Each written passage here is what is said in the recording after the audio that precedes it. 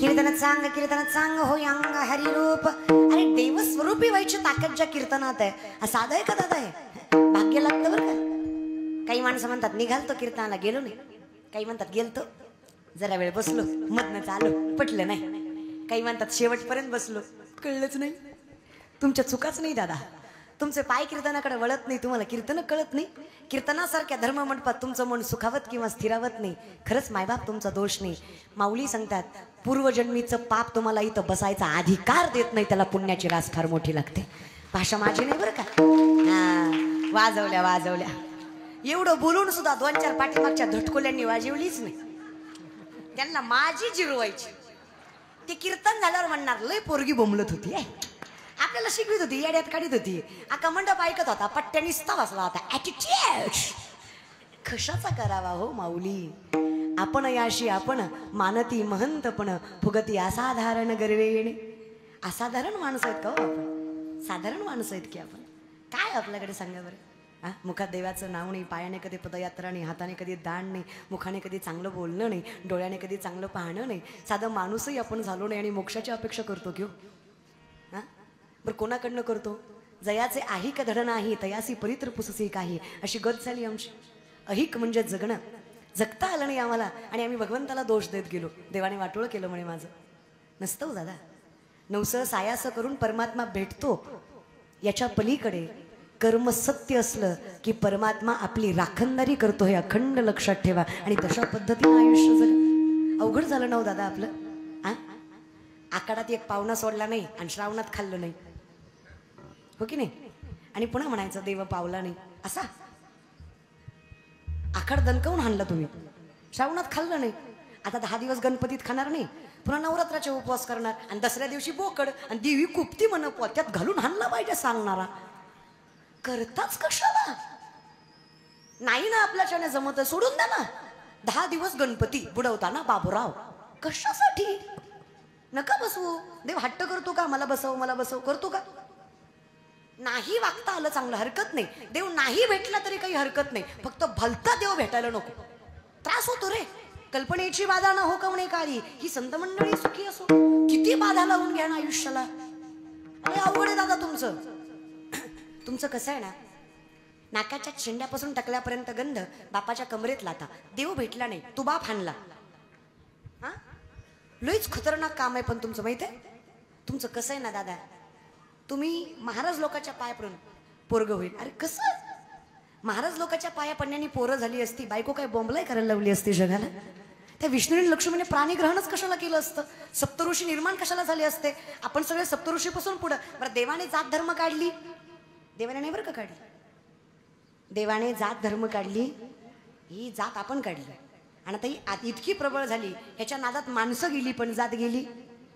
देव सुद्धा जातीवर झाले आता, संत सुद्धा जातीवर झाले आता, महापुरुष सुद्धा जातीवर झाले.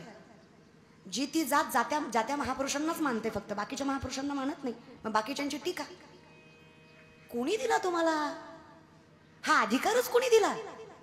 ज्ञानोबांची भिंत चाललीच का? तुकोबांचा गाथा तरलाच का? रेड्या मुखे वेद बोललाच का? नातांच्या घरी 36 वर्ष कावडीनं पाणी वाहिलंच का? तुम्हाला विचारतायच कोण? तुम्ही समजून तर घ्या वैष्णव म्हणजे काय ते. ह्या शरीराचा संबंधच नाहीये रे या संप्रदायात. म्हणे वाचा करणी जयाची या भजनी देवाची या वाहनी, ते शरीर जाती एक क्षणी देवची झाले. मग कसं वैकुंठ गमन मान्य करत नाही तुम्ही? अखंड आयुष्य ज्या माणसाने परमार्थात घालवलं, तो माणूस परमात्म्यासोबतच जाणार आहे. परमात्म्यासोबत नाही, तो माणूस परमात्मा आहे. अनगढ शहांचं मत आहे, तुका तुका से तुकाराम दो अंग एक नाम, एक का से तू भंग हुआ, एक का से तू अभंग. शब्द म्हणायचं. अनगढ शाह म्हणतात मला रामापेक्षा तुकाराम श्रेष्ठ वाटतात. मला रामात आणि तुकारामात फरक वाटत नाही. मला असं वाटतं रामाचा सेतू भंग तरी झाला, पण तुकारामांचा अभंग सेतू आजही आमच्यासारख्याला अपवित्र माणसाला तारतो, इतकी ताकद आहे. तुम्ही कसं काय त्या आत्म्याला म्हणू शकता काय? नका बौद्धिक दृष्टिकोन लावू नका. इथे सगळ्या गोष्टी लॉजिकली नसतात. तुमच्या आयुष्यात किती अशा गोष्टी आहेत ज्या तुम्हालाही कळल्या नाही कशा घडल्या. त्या सगळीकडनं संकट आली, कुठून तरी एक दरवाजा निर्मित होतो आणि आपल्याला तिथून बाहेर काढतो. तो परमात्माच असतो, अनाथाचा नाथ. पण तुम्ही मान्य करत नाही. आणि जरा देव पाठीशी असला काही लागत नाही हो माय, काही नाही. तुम्हाला तर सांगते माय, पुरुषांना तरी परमार्थ करावा लागतो. आपण बायकांनी संसार जरी सामर्थ्याने केला ना तरी जगाचा मालक आपल्या संसाराची राखणदारी करतो. देव उभा मागे पुढे, देव उभा मागे पुढे, हो देव उभा मागे पुढे, देव उभा मागे पुढे, देव उभा मागे पुढे, देव उभा मागे पुढे, देव उभा मागे पुढे, देव उभा मागे पुढे, देव उभा मागे पुढे, देव उभा मागे पुढे, देव उभा मागे पुढे, उगवी कोडे संकट, उगवी कोडे संकट, उगवी कोडे संकट, देव उभा मागे पुढे, उगवी कोडे संकट, उगवी कोडे संकट, उगवी कोडे संकट, ओ देव उभा मागे पुढे, उगवी कोडे संकट, देव उभा मागे पुढे, उगवी कोडे संकट, देव उभा मागे पुढे, उगवी कोडे संकट, देव उभा मागे पुढे, उगवी कोडे संकट, उगवी कोडे संकट, देव उभा मागे पुढे, देव उभा मागे पुढे, देव उभा मागे पुढे, देव उभा मागे पुढे, मागे पुढे, देव उभा हा मागे पुढे. सगळ्या संकटांना तो पहिल्यांदा तोंड देतोय. निर्वाणी गोविंद असे मागे पुढे, काहीच साकडे पडू नये. मागे पुढे उभा राहे संभाळीत, आली आघात निवारा. मग काय हरकत आहे? आनंद त्यालाच मानायला, ज्याच्या जवळ परमानंद. त्याच्यासारखा आनंद कोणाकडे असणार आहे सांगा? आयुष्याचा थोडासा विचार करा, गांभीर्यानं करा. काय चाललंय आयुष्यामध्ये? खरंच सत्य जगतोय का आपण? सगळं लोकांसाठी हो, स्वतःसाठी काहीच नाहीये. सगळे तुम्ही आम्ही सगळे सारखेच आहेत. संतांचं तसं नाही आहे. आनंदाची व्याख्याच वेगळी आहे. संत म्हणतात माझ्यासाठी आनंद म्हणजे सर्व सुख ल्यालो सर्व अलंकार, आनंदे निर्भर डुलत असे. पण त्याचं कारण आहे सदा नाम घोष करू हरिकथा. माझ्या मुखात तुझं नाव येणं हा माझ्यासाठी आनंदाचा सगळ्यात मोठा भाग आहे. नामदार म्हणतात माझ्यासाठी विठोबाचे राजश्याम नित्य दीपवाडी, अम्मा नित्य दीपवाडी. विष्णुदास नामा, विष्णुदास नामा आमच्यासाठी तुकोबाराय म्हणतात झाले राम राज्य काय होणे आम्हासी, काय होणे आम्हासी. धरणी धरी पिके, धरणी धरी पिके काही होणे आम्हाशी. राम वेळो वेळा मी गावोवी, आम्ही गावोवी. दडिता कांडिता, दडिता कांडिता चिंता गवा. दसरा दिवाळी तोची आम्हा सण, सखे संतजन भेटतील, सखे संतजन भेटतील. आमच्यासाठी हा आनंद आहे. आमच्यासाठी माणसाशी संलग्न नाही आमचा आनंद. माऊली म्हणतात जगे अवज्ञाची करावी, संबंधे सोयेची न धरावी. ऐसी ऐसी जीवी चाड बहु. माऊली म्हणले लोकांनी त्रास दिला की मला फार आनंद वाटतो. कारण जोपर्यंत लोक त्रास देत आहेत तोपर्यंत मी भगवंताजवळ आहे. ज्या दिवशी लोक मला स्वीकारतील मी देवाला नाकारेल. आणि खरंच आहे की हो, लोकांनी प्रशंसा केली की आपण देवाच्या लांब जातो. कुणी कीर्तन झाल्यावर म्हणावं ताई कीर्तन छान केलं, ताई मंडपावरच. आता याची अक्कल ताईला पाहिजे. आपलं ज्ञान आपल्याला माहित आहे ना कितपत आहे ते, आहे की नाही? जगाला येड्यात काढू शकतो, स्वतःला परमात्म्याला नाही ना. स्वतःशी प्रामाणिक राहायचं, मग आनंद आहे. किती आनंद हो दादा. विठेवरच्या मालकाने राखणदारी करावी याच्यापेक्षा सुखाचा संसार काय. लग्न नामदेव रायाचं, नवरी राजाई, वरमाय गोनाई, वरबाप दामोशेठ, लग्न लावायला ब्राह्मण मात्र पांडुरंग परमात्मा. अरे असा संसार परमार्थापेक्षा गोड हो. तुकोबारांच्या अगोदर तुकोबाच्या बायकोसाठी विठ्ठलाला यावं लागलं. काय संसार गोड म्हणायचं बरं का माय. तुकोबांना 2 बायका. तुम्ही फार कान देऊन ऐकू नका, तुमच्यात आणि त्यांच्यात फरक आहे महाराज बरं का. ते शेवटी ते अधिकारी व्यक्तिमत्व आहेत. ते आई वडिलांनी हट्ट केला. ते काय झालं, पहिल्या रखमाबाई, पहिल्या पत्नी रखमाबाई, त्यांना बाळ होत नाही म्हणून आईबापाने हट्टाखातर दुसरी बायको करायला लावली. जिजाबाई, आवली टोपण नाव आहे त्यांचं, श्रीमंत घरची पोरगी, आईबापाच्या हट्टाखातर केली. पण देवाचं गणित पण असलं खतरनाक ना माय. दुसरी बायको केल्यावर दुसरीच्या अगोदर पहिलीलाच लिकरू झालं. देव बी लय मस्करी करतो महाराज. ते रखमाबाई आणि जिजाबाई. तर ती पहिली पत्नी रखमाबाई, दुसरी पत्नी जिजाबाई, दोनही बायका गोड. संतांच्या बायका देखील संतांसारख्याच. लोक म्हणतात आवली फटकळ आहे, पण मी सांगते आवलीसारखी बायको भेटायला तुकोबारायांसारखं व्यक्तिमत्व लागतं. फक्त तुकोबारायांसारख्या माणसाला आवलीसारखी बायको भेटू शकते, आपल्यासारख्याचं काम नाही. अहो एवढ्या श्रीमंत घरची पोरगी, चनेगावकर पुण्याचं सासर आहे तुकोबारायाचं, गुळवे सावकाराची पोरगी तुकोबारायाची बायको आवली. 3600 एकर ऊस होता तिच्या वडिलांचा अख्ख्या पुणे जिल्ह्यात. 3600 एकर ऊस होता, ऊस बर का, प्रवरा नदी ऊस. 3600 एकर.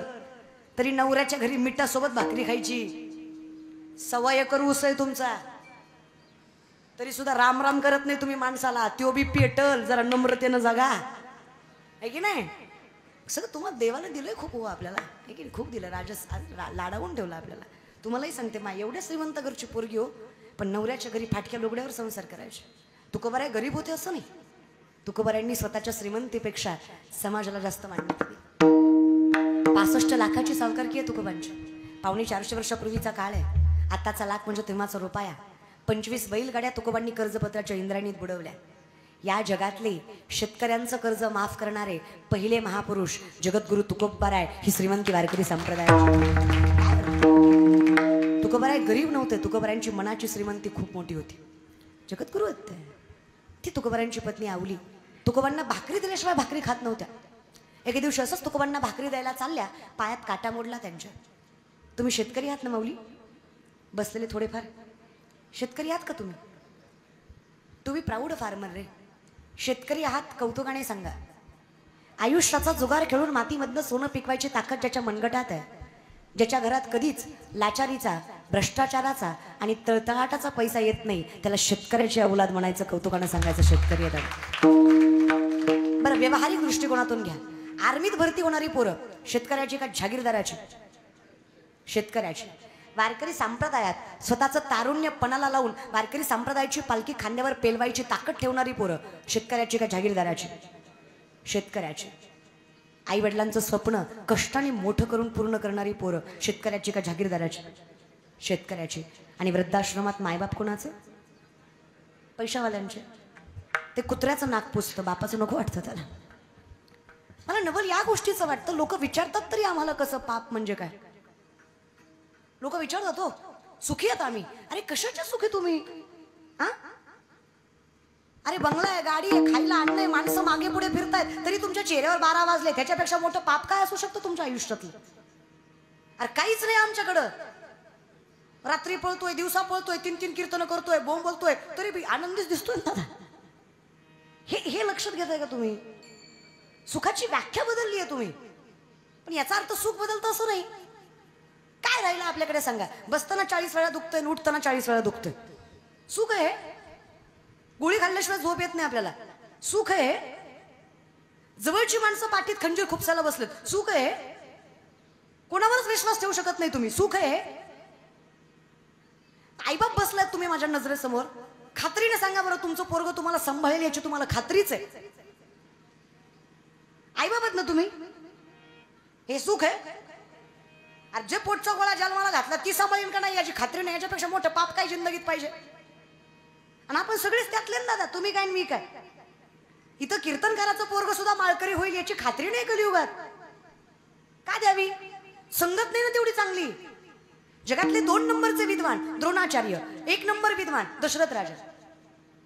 जगात विश्वात 1 नंबर विद्वान दशरथ राजा, 2 नंबर विद्वान द्रोणाचार्य, 7 मंडल केंद्रबिंदू हे चक्रव्यूह ज्यांनी आखलं महाभारतामध्ये द्रोणाचार्य. विठेवरचा मालक कृष्णावतारामध्ये ज्यांच्या चरणाला हात लावल्याशिवाय रथात बसत नव्हता, एवढा अधिकारच्या माणसाचा त्यांचा पोरगा संगतीनं वाया गेला. नाव त्याचं अश्वत्थामा. संगत इनमिक, दुःशासन, दुर्योधन, शकुनी मामा, जयद्रथ. इनमिक तो नालायक ज्याला द्रौपदीच्या चोळीची गाठ सुटलेली सगळ्यात पहिल्यांदा दिसली. दुःशासन स्त्रीचा अपमान करून द्रौपदीला केसाला धरून ओढत आणलं. दुर्योधन मैत्रीचा गैरवापर केला कर्णाच्या. जयद्रथ अभिमन्यू पडलेला असताना त्याच्या चुकीच्या अवस्थेमध्ये त्याच्या मानेवर लात घातली. आणि हे सगळं ज्या नालायकामुळे घडलं तो शकुनी मामा. असल्याची संगत जगाचा बाप ज्यांना गुरु मानतोय त्याच्या पोराला लागली, ते पोरग आजही अमोक्षात आहे. अश्वत्थामाला आजही मोक्ष नाही. काय वाटतं तुम्हाला? हे असल्यांच्या संगतीला लागून आपल्यासारख्याला मोक्ष मिळणार आहे? अरे विठेवरचा मालक ज्यांना गुरु मानतो त्यांचा पोरगा जर संगतीनं वाया जात असेल तर विचार करा, तुमची संगत वैष्णवाची पाहिजे का जे ढाब्यावर बसतात त्यांची पाहिजे?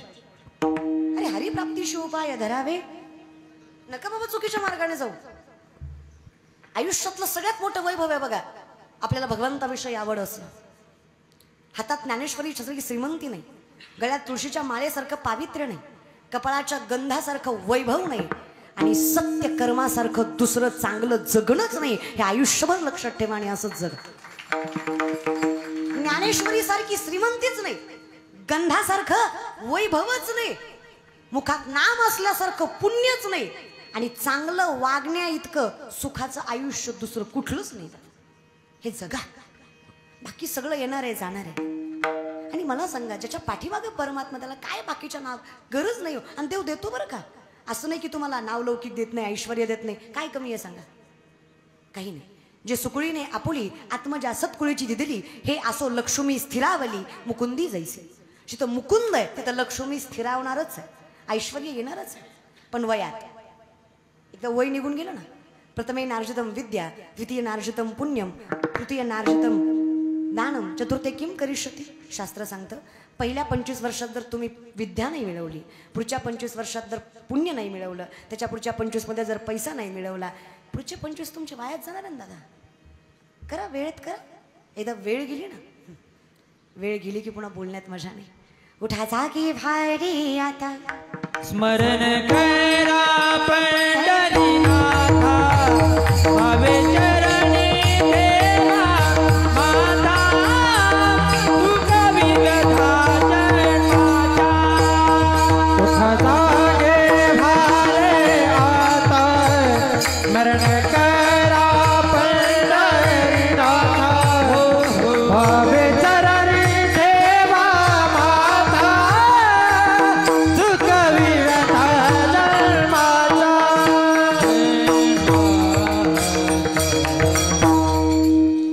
उठा की माय बाप कैसी लागली झोप, हुजूर जागोनी आये वडी चकवा की खेप.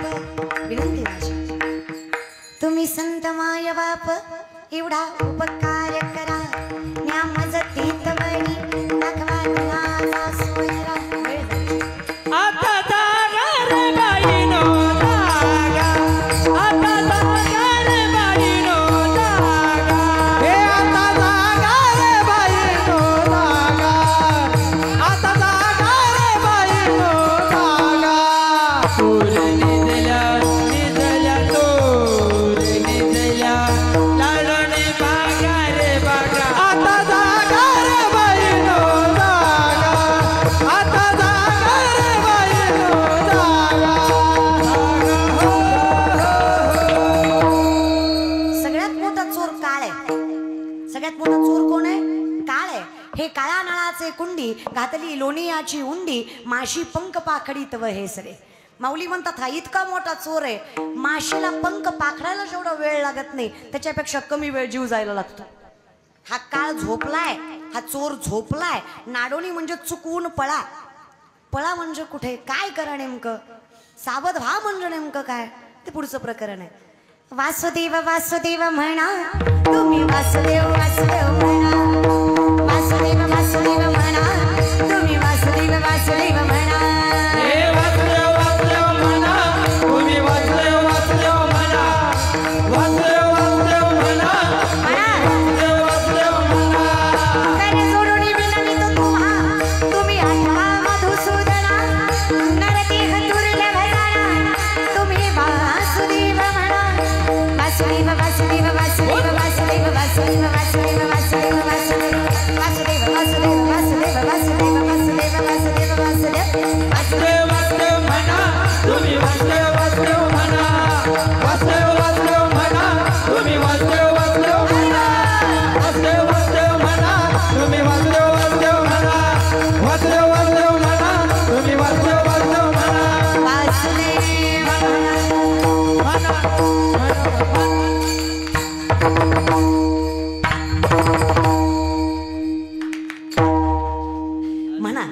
कृष्णदेव महाराज वासुदेव वासुदेव म्हणा तुम्ही वासुदेव वासुदेव म्हणा म्हणा तर मला सांगा त्याच्या इतकं गोड काय अहो कसंही स्मरावं त्याला कसंही करारविंदे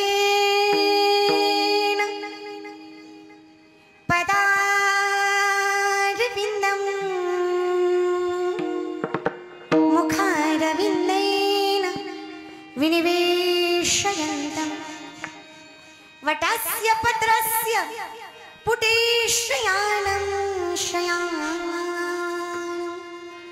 बालं मुकुन्दं मनसा स्मरामि श्रीकृष्ण गोविन्द हरे मुरारी